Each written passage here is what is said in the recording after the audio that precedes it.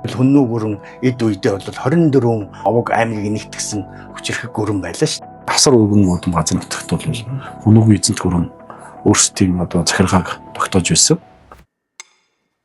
Том тоглоомыг хүннүүгийн үе үеийн шаньнуудар тоглож байсан гарцаагүй.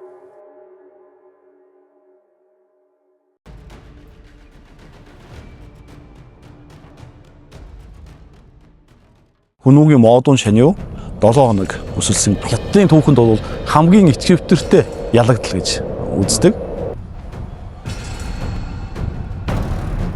两者非常明显的差别，晚期阶段是两者就特别像。 The Xiongnu, its political organism, and to watch it shift and move and change and adapt is the most interesting story to me.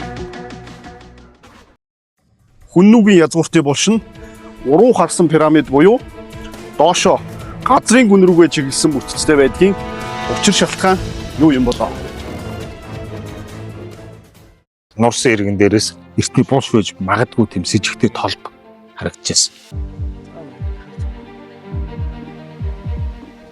Хойд ертөнцид бол амьдрал үргэлжлэн гэсэн бас философи байсан. Ийм утгаар бол бүхэл зүйлийг дагалдуулж хийдэг. Энэхүү нууцлаг насан гойндор нийтийн тооллын 1-р зууны үед хамаарх хүннүүгийн 300 гаруй булш бүртгэгдээд байгаа.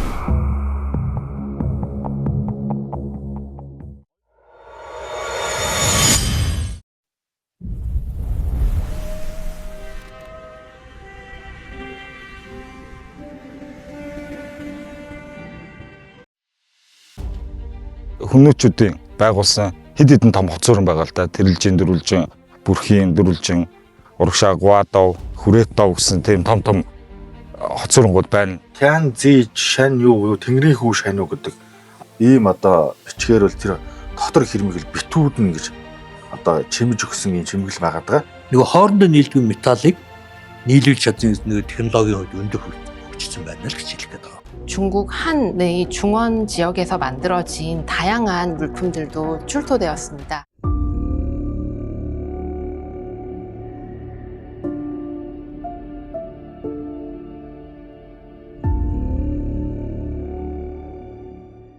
Өнөөдөр Монголын газар нутагтээс бид нар юу олж харж болох вэ?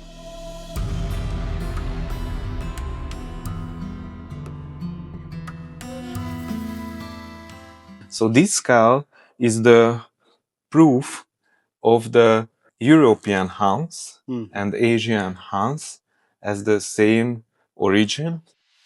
Тэгэхээр Монгол улс одоогийн Монгол улсын газар нутаг бол хүннүүчүүдийн үлгийн нутаг гэдгийг археологийн судалгаа баталж өгч байгаа.